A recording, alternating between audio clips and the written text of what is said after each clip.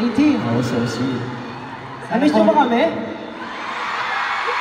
Ang tagal namin nawala, 2 months. 2 months na, pero sobrang na-miss namin kayo at sobrang nakakagalak na makita ulit kayo dito sa Araneta, nakasama namin sa pagbalik namin.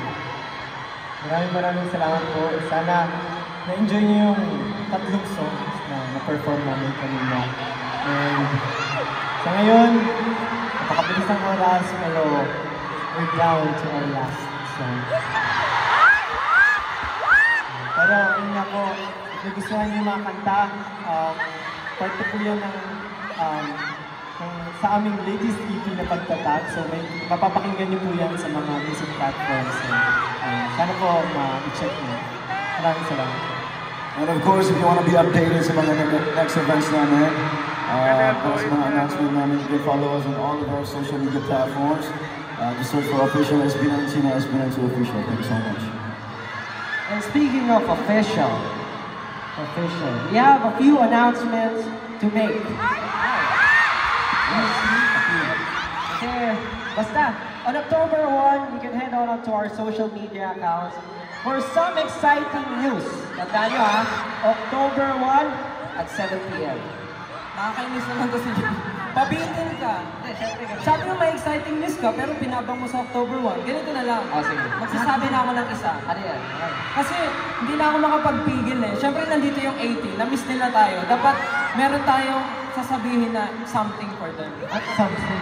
Seryoso ba yan? Seryoso ba yan? Try ko na sasabihin. Kasi na-excite din sila about this. Sure ka? Okay, ngayon na. Okay, 18. And Araneta, we are now announcing that our next stop for our Pagtatag World Tour will be in Asia! So yung mga nire-request yung countries na pwede namin i-visit dahil alam natin yung Gento is na nakikilala na siya sa iba't ibang parte ng mundo. So yung mga bansang yun, pupuntahan po namin para sa inyo. At dahil naririnig namin ng ibang 18 sa ibang bansa na gusto rin nila kami makita, naririnig po namin kayo at abangan nyo lang po ang announcement dahil pupuntahan po namin kayo sa mga bansa kung nasan kayo.